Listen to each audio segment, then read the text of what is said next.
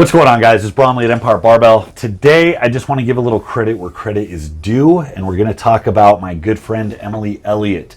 Emily is one of our oldest members. She has been here since our old location when we didn't even have members. We had about a 600 square foot office space we trained people in, and then we did our strongman shenanigans on the weekends. Well, she signed up as soon as we started doing strongman training, and she's been a fixture here ever since. And she's been very methodical, she's been very disciplined, and she's been a big inspiration for not just the women that train here, but the men. I mean, she hurts the guys' feelings on quite a regular basis. Now, to fill everybody in a little bit on the dynamic around here, we're a pretty tight-knit group. Three girls, Laura, Emily, and Mandy Salter, have formed a coalition known as the Beef Princesses, which they dubbed themselves after a trip to Reading, where they found that there is a yearly beauty pageant, and the winner is deemed the Beef Princess of the county. I believe it's sponsored by a meatpacking company or something. They thought that was very fitting. They made t-shirts and everything. These are the Beef Princesses in Paso Robles earlier this year. This is the Beef Princesses all dolled up. This is a picture of the significant others of the Beef Princesses. And then this is all of us together. I know what you're thinking. I have no idea either. So this weekend, we just had a big event happen. Her and my girlfriend Laura went out to America's Strongest Man in Miami, and Emily took it home. She is 2019 lightweight America's Strongest Woman, and we couldn't be more proud, and nobody deserves it more than she does. Emily's someone who's been underestimated a lot, and I think that's worked to her advantage. I think she's the type of person who uses that for fuel because she's very disciplined and methodical, and she has no problem grinding. She's grinded for as long as I've known her and just incrementally squeezed out progress until she's become one of the top lightweights in North America. Here's a brief contest recap. The first event was the overhead medley, and it was a 95-pound dumbbell and a 160-ish axle, log, and keg. I'm not sure the exact weights, but they were all in the 160 range. Now, she was having some dumbbell trouble early on. It was a heavier dumbbell than she's ever pressed, and 160 is the heaviest log she's ever pressed. So to do that in a medley is intimidating, but it's just a testament to how great her prep was, because the closer she got, the more smooth everything got. I mean, eventually it was just smooth as glass.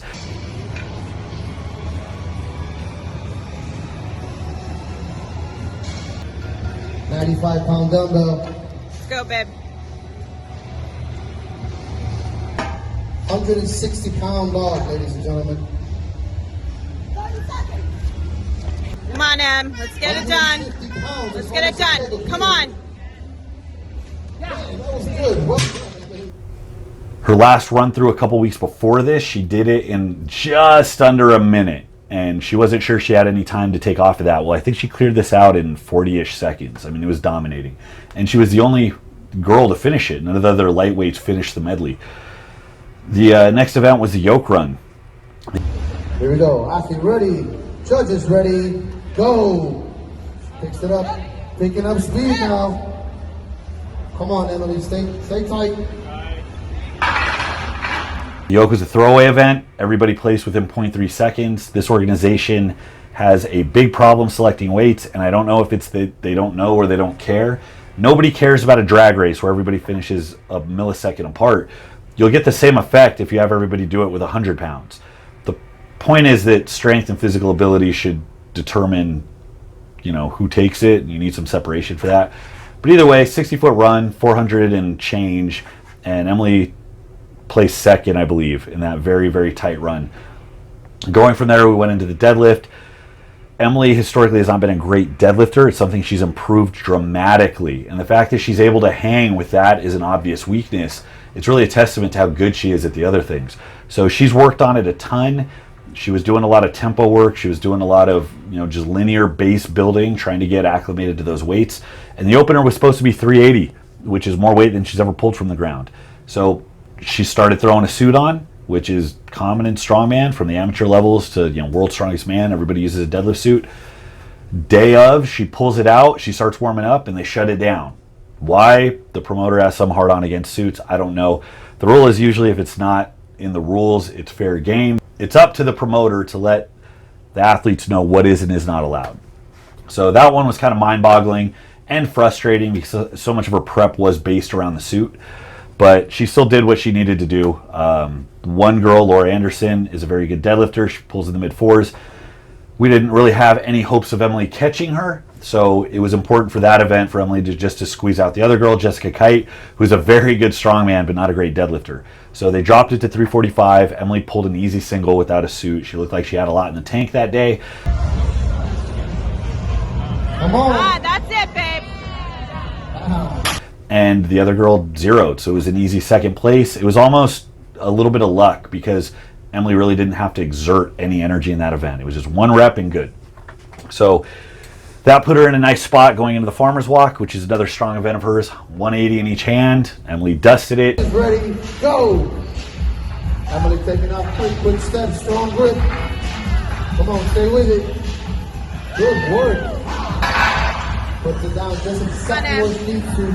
Come on. 340 pounds of total weight. She is moving quick. There it is. Somebody wants to There win it is, this Em. event. Come on. Easy first place win. Going into the last event, the loading medley. Now this was a great one because it was a unique event. It was supposed to go 180 stone, 180 keg, 220 stone, 220 keg. Because you're going back and forth from stones to kegs, no tacky was allowed. Now 220 is a big stone load for any lightweight, but you take tacky away, that's monstrous. You could only use a tacky towel to get just a little bit of sticky residue, but it's not even the same.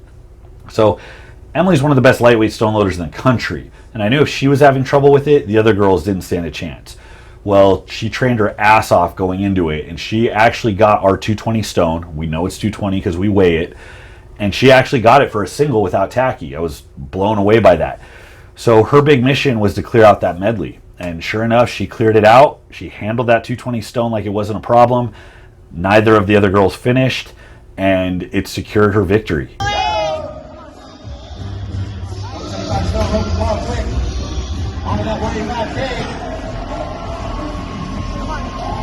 Come on, Em. Come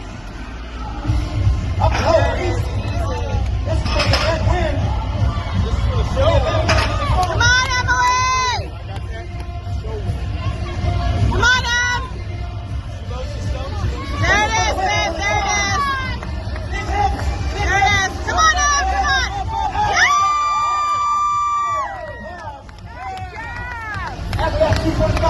Come on, Emily.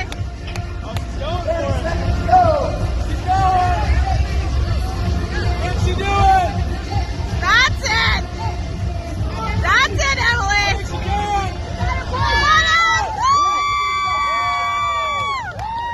Em. You know, easy first place, lightweight America's Strongest Woman 2019. So again, we're very happy to hear the news. I think she's established herself as the one to beat in this category, and I think over the next year she's going to chip away, fix a couple of weaknesses, and then, you know, it's going to be game over after that. So we're really happy to see her progress over the last few years and see everything culminate in this one event. So that's it for today. I just wanted to give a quick write-up, quick congratulations to Emily. 4 of us, Laura, myself, Eric King, Andrew Mock, we're going to be going to Worlds in a week, and I'll be sure to make a detailed video on that and let everybody know how we do there. That is the official Strongman Games, which is, it's World's Strongest Man brand for weight classes, masters divisions, women's divisions. So it's kind of everything but World's Strongest Man. So it's a very stacked international crew. It's going to be in Daytona Beach, 3-day contest. Very excited. It's going to be a fantastic show. At this point, our prep is done. We're just going to go out and have fun. Thanks for watching, guys. Until next time, this is Bromley at Empire Barbell. I'll see you.